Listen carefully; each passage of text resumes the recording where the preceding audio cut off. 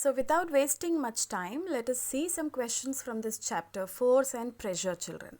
So here are some questions that I'm going to explain to you. These are from the National Science Olympiad level questions, Olympiad questions for your practice. Okay children, watch the video carefully and know the answers. Here goes the first question. Frictional force is applied in the direction of. So what did you learn about frictional force? We have learned that it is a contact force and it always acts in a direction opposite to the applied force, isn't it? So what could be the right option? A, opposite to the object, in the direction of the object, downwards, or none of the above. So it's very clear from here that it always acts in the direction opposite to the object. So what should be the right option? It is A, opposite to the object. Let us go to the next one. Select the situations where we push things to change the state. So here where we push, so we are using our muscular energy or muscular force to change the state. Here state means it is the state of rest or state of motion, children, not the physical state. Okay, so the first option is moving a heavy log by an elephant. So what is that elephant doing actually? Elephant is moving, we are not doing, but elephant is moving a heavy log there. Moving a table from one room to another, here we move, we touch the table, we push the table which is at rest, and we now change its state from being in a state of rest to motion. It will be moving, it moves when we push. Moving a motorcycle with empty petrol tank, what do? We just push the vehicle forward so that it moves. We are changing it because without fuel it cannot run on its own. That means here we are pushing the motorcycle. Both B and C are correct. Yes, the correct option should be, what is it? Both B and C are correct. Coming to the next question. The pressure exerted. Okay, because you have not completed the pressure topic, I am going to skip these two questions. Let us see this one. Force may change the direction of moving objects. We have learnt this under the effects of force, isn't it? So one of the effects of force is nothing but it changes the direction of moving objects. So which of the following is an example for this statement? So you can see the first one is catching a cricket ball, kicking a football, hitting with hammer on an aluminium vessel, bouncing of a ball after hitting on a wall. So what is happening here? Actually, you can see that catching a cricket ball doesn't change its direction. It just brings it to a halt. Stop. That's all. Kicking a football, it can be one of the reasons, because here kicking, generally implies that you are just moving a ball with your leg. It's not changing the direction. It can come, if you think like that, it can also change the direction of the football, but usually it is like just moving a football with your leg. Okay, kicking. Hitting with hammer on an aluminium vessel, what is it doing? It's actually changing the state but not the direction. Okay, bouncing of a ball after hitting on a wall. So what is happening here? After the ball touches the wall, its direction is changed. So the right option, more apt option, is option D. So what is it? Bouncing of a ball after hitting on a wall. This is the right option, children. Coming to the next question. A plastic straw rubbed with a synthetic cloth attracts a plastic straw, but if both are rubbed with a synthetic cloth, they repel each other. Did you understand the question? When a plastic straw is rubbed with a synthetic cloth, okay, it attracts a plastic straw which is not charged. But if both are charged, what are we actually doing here by rubbing? We are generating some charge. We are charging up the plastic straw. So when both the straws are charged, they repel each other, and when only one plastic straw is charged, they attract each other. So the reason for this, So let us see the options one by one. The first one, the straws attain same charge while rubbing with synthetic cloth. So what is happening when you are rubbing with the same synthetic cloth? The material of the straws is also the same. Both are made up of plastic. They both attain the same charge. And we know that the same charges or the like charges repel each other, right? So this could be the right one. Let us see the other options also. So this is what happens actually. Most of the students do mistake here in this aspect. They see the first option and they don't care about reading the other options. The other options also could be true sometimes. So make sure that you read all the options before opting, okay, choosing the right answer. The straws attain same charge while rubbing with the synthetic cloth. B, the straw which is not rubbed with synthetic cloth has opposite charge.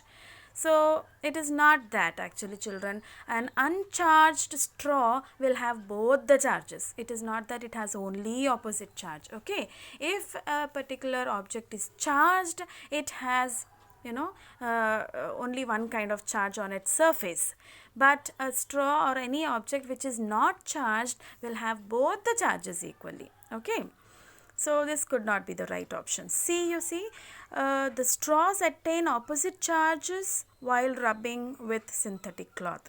So as I told you that both are made up of the same material, as well as with synthetic cloth only we are rubbing both the plastic straws. So the charges that they attain also should be equal.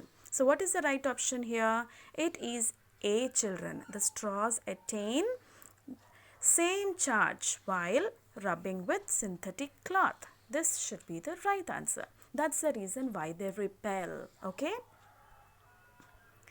The next one, Akshay showed a magic to the class. He rubbed his plastic scale on his sweater made of woolen, it is woolen, isn't it? And brought it near some bits of paper. The paper bits stuck to the plastic scale. When the students told their science teacher about this, she explained them the reason. The reason would be, now this is also based on charged bodies. You know how the charged bodies attract each other or repel each other. Now here we have two different materials. One, a sweater made up of wool, and another one is bits of paper. Both are different. Okay. So now here what could be the right option? Let us see. Electrostatic force is responsible for the attraction between the scale and the paper bits. Yes, because upon rubbing, what happened? It developed a charge, and because of that charge it could attract small bits of paper. So this seems to be right. B, electrostatic force is developed by rubbing plastic and wool. So what actually happened here? How did it acquire that charge? How did it get that electrostatic force? It's because of rubbing. So this is the reason, right? So this is also correct. Let us see the other option. Both A and B are correct, and the question does not provide sufficient data, or it's vague. So what is the right option that we have now? It is nothing but C option is correct, children, because both the options A and B are correct. Let us see once again what are the A and B options. First one, what is responsible? It is the electrostatic force which is responsible for the attraction between the scale and the paper bits. And how is that developed? It is developed by rubbing plastic and the wool. Remember, Akshay, he rubbed his plastic scale on his sweater. So he rubbed that scale with the wool, the sweater. That's the reason, that's how he developed electrostatic force on his plastic scale, right? So the C option was correct there. Sometimes in the Olympiad we get such picture. Most of the questions actually are picture based. So here's one such question. Observe the picture and answer the following question. So you can see there's a block A, there's a block B, and there's a block C. So here the direction, the compass is also given. You can see that A block experiences two forces, 10 newtons and 8 newtons in opposite directions, and B, both the sides 8 newtons force is applied, and C block experiences two forces in opposite direction. One is 8 newtons and the other side it is 10 newtons. So now the following questions will be based on this data, okay, of the picture. Let us see the first question. The effective force on block C. Let us go back to the diagram and see the block C effective force. That means the resultant force. We learned, Noma. So what is the resultant force? It is nothing but the net force that is acting on an object. So here you can see when two forces are acting on opposite directions, you can see the arrow marks, you can know that two forces are acting in an opposite directions. So the resultant force will be the difference between the two. So 10 newtons minus 8 newtons, that is 2 newtons is the resultant force. Do we have the option here? Yes, we have the option and it is 2 newtons. Okay. Let us see the next one. The effective force on block A. So block A, what will happen?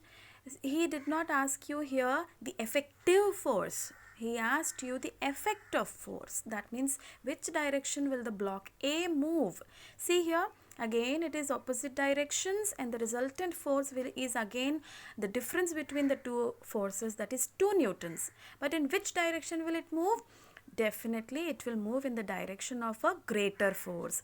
The greater force is 10 newtons here and it will move in the direction east, isn't it? Can you see the compass? You can see the compass and you can find out. Can you see this? So this is the direction because 10 newtons towards east. So the block will move towards east. Here is our option again.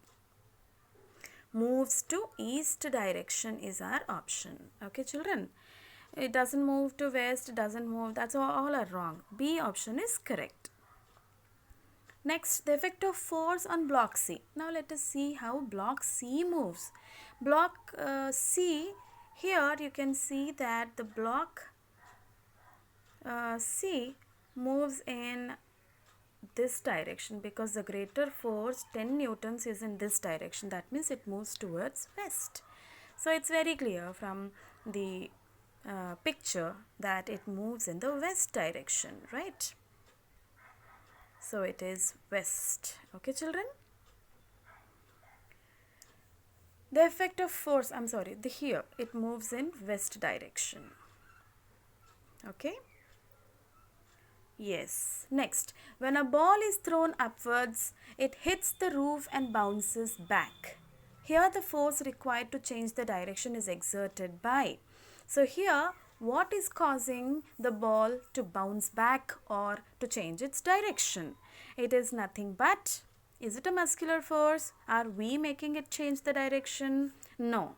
We are just throwing it upwards. The direction is changed because of the roof. Is it frictional force?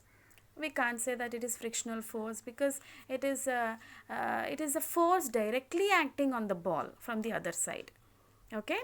Gravitational force? No. If it comes all by itself, then it is a gravitational force. Simply we can say that it is a contact force. Something is touching it and changing the direction. In this case, it is the roof. Okay? A boy is crushing a disposable bottle. Here the effective force is, now any disposable bottle, once it is crushed, what is happening? The effective force is nothing but here is changing the shape of any object. Here the bottle's shape is changed, it is crushed, it becomes distorted. Okay, so what should be the right option? It is not the change in position, not the change in size, but it is what you call change in shape. Okay, simple. Force may start motion in objects. Which of the following is an example? So kicking a moving ball, it's already moving. So it is not starting the motion. The ball is already in motion.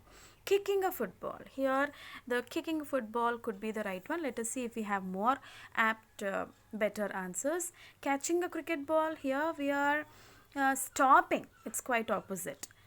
Hitting with hammer on an aluminium vessel. Again, this is the change in the shape. So what could be the right option? It should be kicking a football. Okay. So here's the last one. When an aeroplane moves forward, the force acting on it to reduce the speed is. So what happens when an aeroplane is moving forward? So if you remember, I posted a video on how actually these planes fly. So in that I mentioned this point too. So we have particular different forces which act on a moving or flying aeroplane. So in this case, what is it? What is it which is reducing the speed of an aeroplane? Is it the friction of air? Is it the gravity? Or is it the atmospheric pressure? All are correct, children. So all of these have an effect to reduce the speed of aeroplane, because all of them are acting in a direction other than the direction of its motion. So all of them tend to reduce the speed of the aeroplane. Okay, so that's all for today. I am going to send you after watching all this, actually it's really good to note down these, but if you feel that it is little difficult, so you may just leave it. You please learn and understand the concept more clearly. And as far as the PEP task is concerned, I want you to answer, okay, answer the Olympiad questions section of your worksheet, okay, science worksheet, science workbook. We have I think the last pages, we have Olympiad practice questions. I want you to answer them. Okay, thank you.